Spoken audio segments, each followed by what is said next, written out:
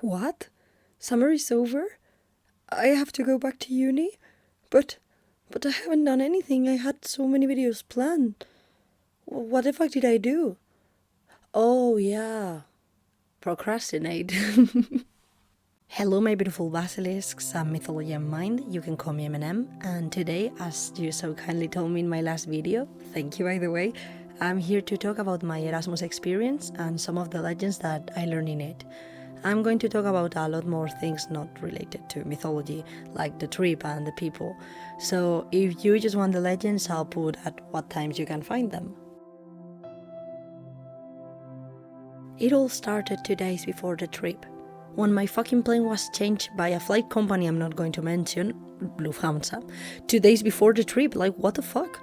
My partner was supposed to be on the same flight as me, but they rescheduled us in different ones. His was, okay, just a few hours after the original one and stopping in Munich instead of Frankfurt, but okay. And mine? Fucking mine. Well, the first part of my trip was the same, but then they expected me to stay 2 days in Frankfurt and then fly to Zagreb. No. Having less than 48 hours to fix this fucking mess, I obviously panicked like the little bitch I am. I called all the numbers, they didn't pick. I went to the Madrid airport, they didn't have an office there. So I contacted the Erasmus people to explain to them the situation. They were able to talk to Lufthansa, I don't know how, and they told me I could take a flight at 8:30 a.m. The issue that I had an exam at 8 a.m. and I had to take it. So I told them that I couldn't make it and I would just take a Frankfurt-Zagreb bus and claim the money back. Well, fucking Lufthansa changed my plane without my confirmation, and at this point I was in the verge of murder. I talked to the people from the Erasmus again, and they told me they didn't confirm this either, but they were able to put me back in the original flight. At least I was able to visit Frankfurt while I waited for the bus. Well, sightseeing to be more specific, because a lot of shit closed at 6 p.m. I know in Spain we do things later, but 6 p.m, really. Anyway, I'm going to stop bitching for a minute and show you the things I liked. I found really fascinating the mix of old buildings with the skyscrapers. We don't have that in Spain. The train station was really pretty and big, and the Ramenberg Plaza was stunning. Oh my god, it looks like a setting. I love that place. The rest of the city, meh. And the traffic lights made me scared. You have to run if you want to get alive to the other side of the road. The bus was 40 minutes late, and the people waiting for it did not know English. That made me a little worried, because I thought I had maybe lost it. And when the bus came, none of the two drivers spoke English, which fair enough, because they don't have to. But in Spain we have this stereotype about German people having perfect English and ours being shit. And I mean ours is, but German people too, haha! After some hours in which I almost couldn't sleep due to some complications, we finally made it to Austria. The views were really pretty, but they have now become my worst enemy. Let me update my country enemy list. And let me explain. The police, the fucking police, they fucking followed our bus and made us stop for IDs, which is annoying enough having in mind we were crossing from a Schengen space country to another one. There are 26 countries in the European Union and they don't have frontiers and such. We don't show our IDs when we're crossing. But yeah, anyway, they took them and they spent 1 hour and 40 minutes checking them. What the fuck? I don't understand, how can you take so long? And the guy next to me, he was from Nigeria and we were talking about family and stuff, told me about the times Austrian police had over-policed him, and it did not surprise me that he got his passport later than I got my ID. Please, Austrian people, Hitler is dead, get over it. We crossed Slovenia and didn't have any issues, and same with arriving at Croatia. And then I got to Zagreb after only 16 hours of bus, yay! My boyfriend and our friend were already there, so we ate some Zagorski strukli dipped in ajvar. It's basically puff pass filled with cheese or vegetables, and ajvar is a condiment of red peppers and eggplant, and it's surprisingly delicious. And we visited the city for a few hours, and then we went to the meeting point. But I actually want to talk about Zagreb first a little bit. I actually visited Zagreb more the last day before going to Spain, but I want to share something about it. It's really beautiful. For me, it is a small city, even though it's the capital of Croatia. They have like 1 million people there, if I remember correctly. And I don't know, for me it's like really small, but I like small cities.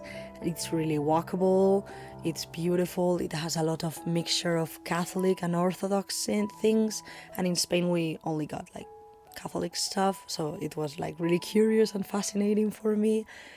The St. Marcos, I think I remember, church was so beautiful. It looks like it's made out of Legos, I'm sorry, but it's so pretty, it's so pretty. I don't know, I like Zagreb very much. There's not a lot to see because it's a small city, but you can visit it in like 1 or 2 days. I do recommend. I was talking about the meeting point. Oh yeah, we met 2 of the other Spanish students there. They were amazing. I'm from Burgos, which has one of the most beautiful Gothic cathedrals ever. This is my opinion, and it has been in no way manipulated by them. And then our team leader arrived. She's from Granada and she's amazing. She guided us to the actual meeting point, which was half a block away. The Romanians and half the Croatian team were there already, and we made some games to get to know each other. But there was a lot of people and it was very confusing to me. I'm super bad at names and faces. After a bit, we went to the bus and greeted there the members of the Spanish team that were left, which was a guy from Uruguay and a guy from Basque Country, and the Greek team. We had 2 hours of road still to get to Požega and a lot of people to meet, so more ice-breaking games. When we arrived at the university students' residency where we were going to stay, I was tired as fuck. We were told the breakfast and the first activity timetable and where to go, and we were sent to our rooms. Mine was literally the first one, thank you baby Jesus, and I was staying there with 2 girls, one from Romania and one from Serbia. They were already there, the Serbian team, but in the rooms because geography. They both were fucking amazing. Like, before I entered the room I was exhausted, but then we spent literally 3 hours talking. My room was the fucking best. I was so lucky with it. The orphan room, we called ourselves. The next couple of days we did mostly team bonding games and activities to get to know each other, but we also share some interesting stuff about our countries. And for example, I learned that in Greece, Serbia and Croatia, it's really normal to inherit your grandpa's names. And I don't know about you, but I've never understood that. In my family, everybody has a different name, so we don't get confused. We got to the legends part on the 3rd or 4th day. We had to prepare one at home in our countries and then tell it to everybody else. Sadly, we had not been informed about this, so our presentation was a bit of a fucking mess, especially because we decided to tell the most famous legend in Spain, which is El Cantar del Mío Cid, if you didn't know, and that story is pretty long and complicated, so we had to make it way shorter to fit the time. And it is a pretty big story, I can make a whole video about it if you're interested. But I'll proceed to tell you about the other country legends. Some of these legends were told during nights where we spoke about our countries. Others were represented in a theatrical manner, and some were made into stop-motion films, because the objective of the Erasmus Plus was dividing the countries into 2 groups, digital and oral, and making this, basically, to show in a kindergarten in town. And the Spanish stop-motion film was the best one. Not because my group made it, this is just an objective fact. The first Croatian legend was about the invention of neckties, which are Croatian if you didn't know. Apparently, during the 30 Years' War, in the 17th century, the wives of the soldiers watched them during combat, but they couldn't figure out which soldier was from which team from far away, so they started tying red pieces of fabric to the necks of their loved ones to fix this. They also meant love and fidelity, kind of like an engagement ring. After this, King Louis XIII, I think, of France, spotted this piece of clothing in some Croatian mercenaries and was like, yes, Queen fucking slay, and popularized it. Another of the Croatian legends was the curse of the king Dintar Zvonimir. He was the last Croatian king and his rule ended in 1089. Why? Well, he was called to fight in a crusade with his people by Pope Urban II, so he called all the young men in the country to go fight by his side. Obviously they refused, because why would they go to kill Jewish people to Jerusalem when they could stay happily in their homes? So they slaughtered the king, and as he was dying, he cursed the Croatian people, saying that for the next 1,000 years they would not have a king of their own blood. And he was right. For the last almost 1,000 years, Croatian people have been ruled by different monarchs and dukes and Yugoslavia, and none of them were Croatian. So they had Croatian rulers for only 30 years, and yes, none of them were monarchy. So you think before you kill your kings. France? And looking at you.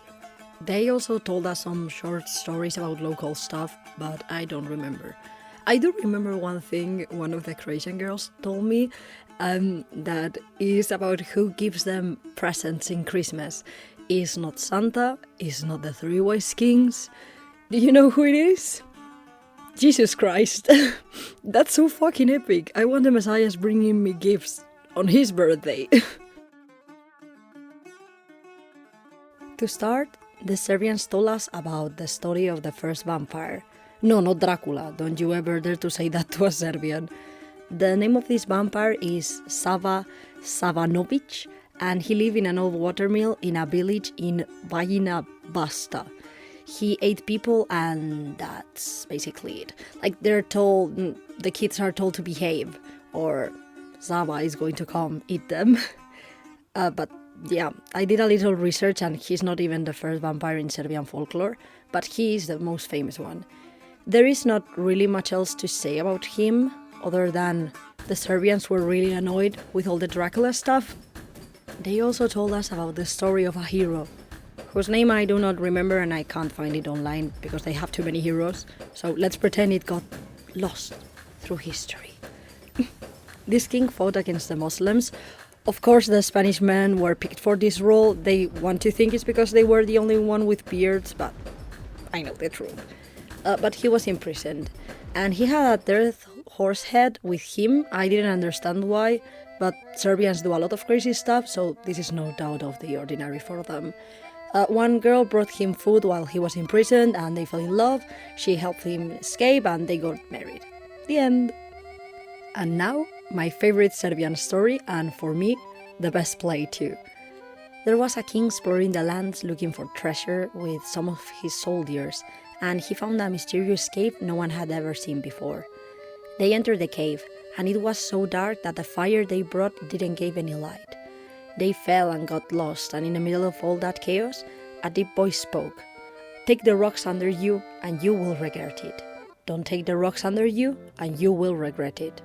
Some of the soldiers took the rocks, some of them didn't, and a few moments after that, they found the exit to the cave. The sunlight shined, and they were able to see the rocks. They were diamonds, emeralds, rubies, sapphires, every gemstone you can think about. They looked back at the cave, but it had vanished. The ones that didn't take anything regretted. The ones that took regret not taking more. And very important fact, my boyfriend played a crucial role when they made this as a play. He was the cave. These were all the legends they told, but we also learned crazy Serbian stuff. They have demons everywhere and everything is cursed. But I want to highlight something more fun, so I'm going to tell you about my favorite Serbian tradition, and it's one that happens in weddings. Well, it used to happen, this only stays in really conservative weddings or rural places. They put an apple hanging from a high place in the bride's yard, and the husband-to-be has to shoot it with a shotgun, I believe. They have two opportunities, and if they don't shut it down, they are not worthy of being married. You might think this is a bit stupid, but you are being the stupid one. Would you marry someone that can't hunt apples? Of course you wouldn't. How is he going to provide for you, or for your children? If he can shoot it, there will not be apple pies, and this is not the future I want for myself, or my children. So I'm open for proposals. I will wait in my front yard to see you all shooting apples for my love. The Romanians told us a legend that started in a big castle in the eastern Carpathians, where a king and a queen lived. One day the queen gave birth to twins, and they were named Murs and Old. They were the same physically, but very different personality-wise, which made them fight all day. Years later, the king went to war and was lost in battle. Lost in the way that they couldn't find him, probably because he was dead and eaten by animals, but anyway. The queen was inconsolable, so the brothers decided to go out looking for him. The queen was both proud and sad, and she remembered the boys that they were strong together and advised them not to fight or get separated. Of course, the moment they left the castle, they started arguing about which way to go. Muirs wanted to go up north, while Old wanted to explore the south. So they left each other on the path that had chosen. When their mother found out, she tried to find them but realized she couldn't go as fast as them. Crying, she prayed to God for the immortality of her sons, and because God has the miracle complex, he made them rivers, which now we can see on the Romanian map. They didn't tell us any other legend, so I can only tell you one thing I learned about Romanian people. Information may come from an unreliable Serbian source. Apparently Romanians know everything, so I guess there is no need for them to tell stories, as they have the knowledge of gods. And their dinner was the best. And one of them looked really cute in Romanian traditional clothing. And my roommate too, she looked gorgeous. Greek people told us a bit about Odysseus and also the story of King Midas. But as this is a Greek mythology / Spanish legends channel, I will dedicate my own videos to that. I can tell you though that the Greeks were Mediterranean cousins. They are like a decaf version of Spanish people. And also I learned that our accents in English are very similar, even though our language is not, is completely different. Actually, Spanish is closer to Romanian than to Greek. But the way we talk in English is really similar. Now I'm like faking an accent to say it in a way so you all can understand me, but I will talk a bit with a Spanish accent so you see it. The more I was with people who are not as English speaker as natives, the more my accent was going like this, because everybody can understand me. But I don't know if English people can understand me when I talk like this, because they are a bit special.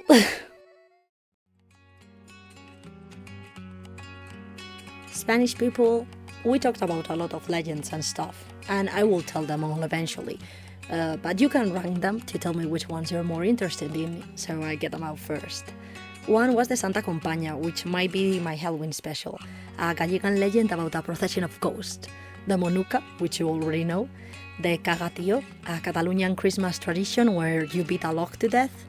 A bit about Basque legends. Messiah has a really good video about the basics, but we talk specifically about the Basa Hound, monster men that live in the Basque forest.